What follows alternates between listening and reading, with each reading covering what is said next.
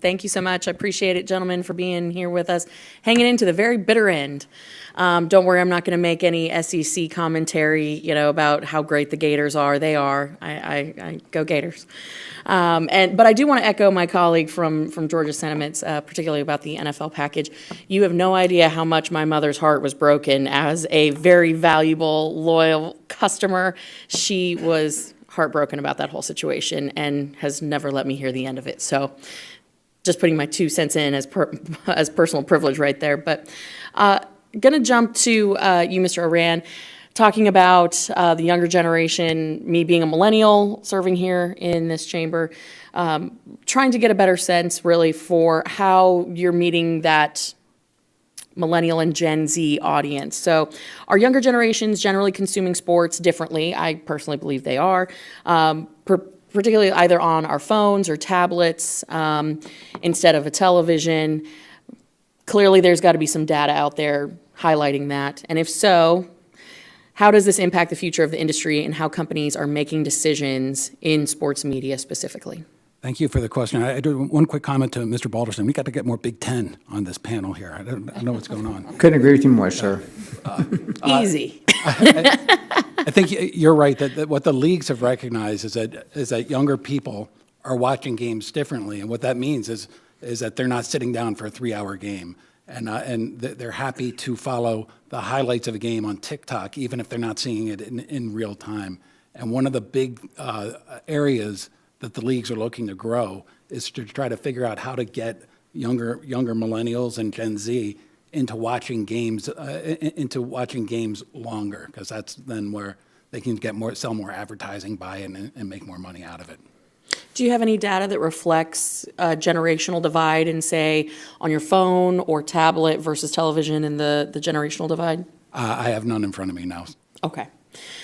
So let's talk about some of the emerging sports, and I'll stick with you. What is the impact of new and emerging sports? And I'm not talking about ESPN Ocho and, like the riding tractor lawnmower pole, though it is fascinating. I'm talking more about like Formula One and how they're pushing into the North American market and really, elevating their sport and having a presence in America with street races in Vegas, Miami, of course in Austin, or even pickleball. For example, pickleball has really taken off in the United States.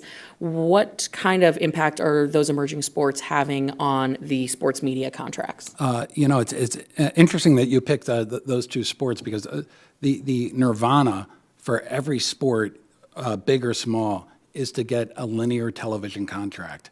And F1, Formula One, has a linear television contract. You can see it on traditional TV. Yeah. Pickleball has done a couple of deals for linear TV as well. And so I think that the emerging sports, as they look at this market, they're really they want to go back to the future. They want to get traditional TV because they feel like traditional TV brings in the most viewers, and that's the best way to grow. So can you discuss the trends then in popularity or viewership of different professional sports leagues and the contract element based on streaming services versus that traditional, say, as you were saying, linear TV? Well, here's a funny thing, and Mr. Thune said this earlier. You have the streaming services with Amazon, with Google, YouTube, Apple. They all are trillion-dollar companies. And the owners of the broadcast stations are multiple billion-dollar companies, but they have a B in front of it. Yeah. And so what's unique about that is that these big tech companies aren't spending as much as the leagues had hoped for these rights. And one of the reasons is because when you stream something, you're going just to the people that want to see that game. It's almost like a pay-per-view of sorts, as opposed to the traditional television where you're paying for all the subscribers are paying for that one, whether they watch it or not. Right. Well, and I'm coming short on time, but I'm going to kick it to Mr. Thune, Mr. Lawler.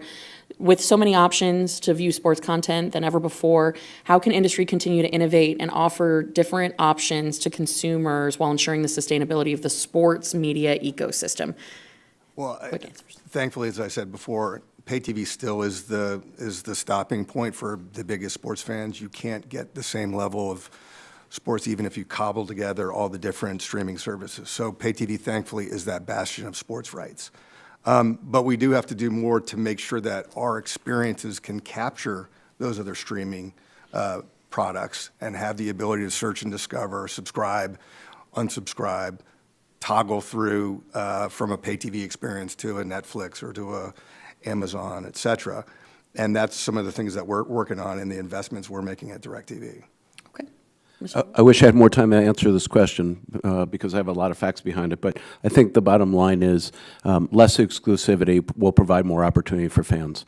And so we're an over-the-air broadcast company in Las Vegas. We have all the media rights for the Golden Knights. We put them over the air on broadcast television. They've doubled their ratings, huge visibility, and we are partners with the Golden Knights on a streaming platform that gets more than 1 million minutes of content viewed every week by Golden Knights fans. I think it's, instead of it's one or the other, now they can work together and increase the fandom. Wonderful. Thank you, gentlemen. With that, Mr. Chairman, I yield.